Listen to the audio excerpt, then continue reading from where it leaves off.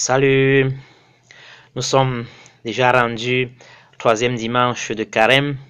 Le chemin continue progressivement et la parole de Dieu continue à parler à notre cœur, ce lieu plus intime de nous où nous sommes les seuls, dont nous sommes les seuls à savoir ce qui s'y passe, les raisons profondes pour lesquelles nous faisons des choix, des raisons profondes pour lesquelles nous prenons des décisions, ce lieu où nous décidons de quel type d'homme et de femme nous voulons être, de quelle vision de la vie nous voulons mener.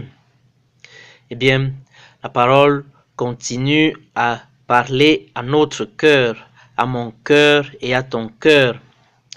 Et le premier dimanche de Carême nous a présenté l'épisode de la tentation de Jésus au désert.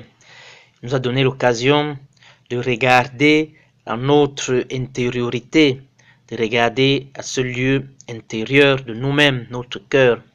Eh bien, l'épisode nous a enseigné que la tentation véritable est sur notre identité, sur notre dignité d'homme et de femme, de fils et de filles de Dieu.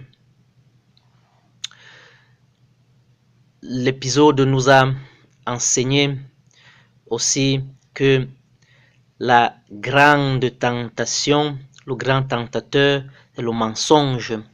Le mensonge qui ne consiste pas simplement à ne pas dire la vérité, mais qui consiste à mentir à soi-même, à mentir sur sa propre identité, à la raconter en la falsifiant. Jésus nous a enseigné que face à cette tentation, nous devons nous raconter notre histoire.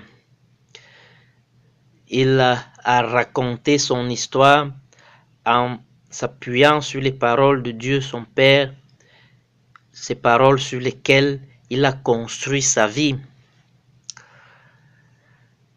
Le deuxième dimanche de Carême nous a présenté l'épisode de la transfiguration. La transfiguration,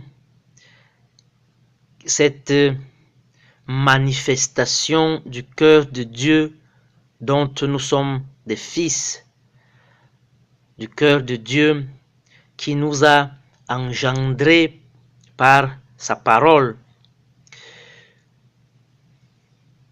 La transfiguration est la manifestation du cœur de Dieu comme un père, du cœur de Dieu comme le cœur de père. Le Dieu de Jésus-Christ est un père. Il n'est pas ce patron qui voudrait que nous épuisions toutes nos forces pour le servir afin de recevoir quelque chose en retour, une récompense, peut-être une grâce. Il n'est pas ce Dieu qui voudrait que nous dépensions toutes nos énergies pour le servir afin qu'il s'affirme comme Dieu. Il n'est pas ce Dieu qui met à l'épreuve ses serviteurs pour récompenser ceux qui résisteront à l'épreuve, à la tentation. Il n'est non plus ce Dieu qui permet le mal de ses serviteurs pour en tirer un plus grand bien. Difficilement un père humain permettrait que le mal dont il peut épargner le fils lui arrive afin de lui montrer qu'il l'aime en lui venant en aide. Si donc les pères qui sont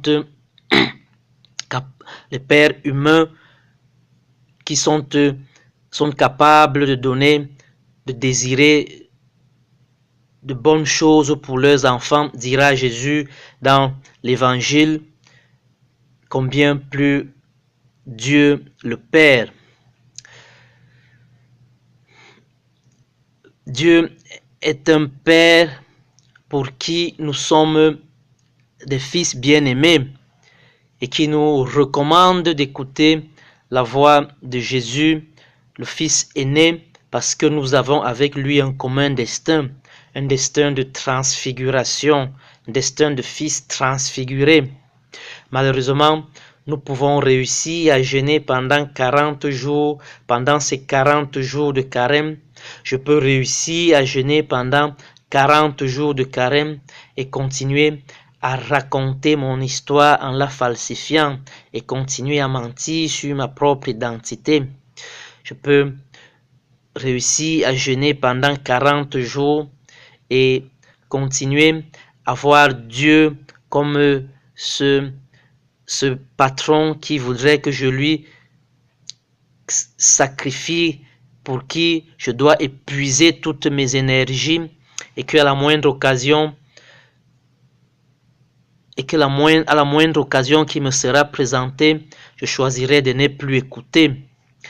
On peut réussir à jeûner pendant 40 jours et continuer à rester lié à une décision, à un choix de vie qui nous rend tristes. C'est pourquoi nous avons parlé du carême comme un chemin de libération de ces choix, de ces décisions de vie qui nous rendent tristes au lieu de nous rendre heureux.